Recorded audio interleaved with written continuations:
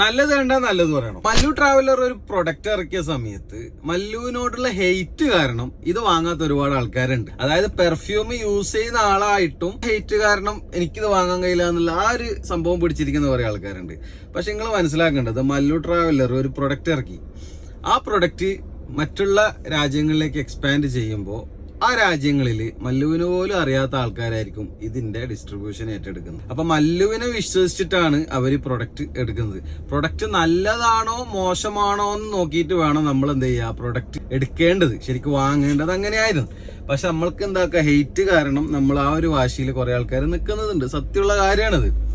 അപ്പൊ ഞാൻ പറഞ്ഞു വന്നതെന്ന് വെച്ചാൽ മല്ലുവിന്റെ ലാസ്റ്റത്തെ വേർഷൻ, മല്ലുവിന്റെ പ്രൊഡക്റ്റിന്റെ വായ്ക്കോ എന്ന ബ്രാൻഡിന്റെ സ്ലീക്ക് എന്ന പെർഫ്യൂം എന്റെ കയ്യിൽ കിട്ടിയിട്ടുണ്ട്. ഇതിന്റെ ജെന്യൂൻ റിവ്യൂ ആണ് ഞാൻ പറയുന്നത്. പെർഫ്യൂം ഉപയോഗിക്കാൻ തുടങ്ങിയിട്ട് കുറച്ചായിട്ടുള്ളെങ്കിലും ഈ ഒരു സംഭവം എനിക്ക് നന്നായിട്ട് ഇഷ്ടപ്പെട്ടു. ഇതിനു മുമ്പ് ഞാൻ വായറ്റിക്കിന്റെ വീഡിയോ ചെയ്തിട്ടുണ്ട് കേട്ടോ. അപ്പൊ ഈ ഒരു പ്രൊഡക്റ്റില്ലേ, ഇത് കണ്ട നല്ല അടിപൊളി ബോട്ടിലൊക്കെ ആയിട്ട് വന്നിട്ടുണ്ട്. നല്ല നോട്ട് അടിച്ചു കഴിഞ്ഞാല് സംഭവം ഒരാള് ചോദിക്കുന്നുണ്ട്. അത് മാത്രമല്ല, ഞാൻ ഇന്നലെ രാവിലെ അടിച്ചു, വൈകുന്നേരമായിട്ടും മണം പോയിട്ടില്ല.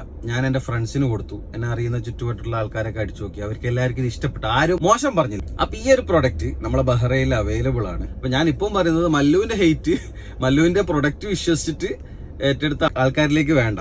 അവരെ പ്രൊഡക്റ്റ് നോക്കുക, ക്വാളിറ്റി ഉണ്ടെങ്കിൽ വാങ്ങുക, അങ്ങനെയല്ല വേണ്ട. പെർഫ്യൂം ഉപയോഗിക്കുന്ന ആൾക്കാരെട്ടോ. ഉപയോഗിക്കാത്ത ആൾക്കാർക്ക് ഉപയോഗിച്ച് തുടങ്ങി കഴിഞ്ഞാൽ ഇടങ്ങാറാണ്. അതിന് ഏറ്റവും വലിയ ഉദാഹരണം ഞാൻ. ഈ പ്രൊഡക്റ്റ് ആവശ്യമുള്ളവരെന്ത് ചെയ്യുക, ഞാൻ താഴെ ഒരു നമ്പർ കൊടുക്കുക, അതിൽ വിളിച്ചു കഴിഞ്ഞാൽ അവര് സാധനങ്ങൾക്ക് എത്തിച്ചു തരും കേട്ടോ.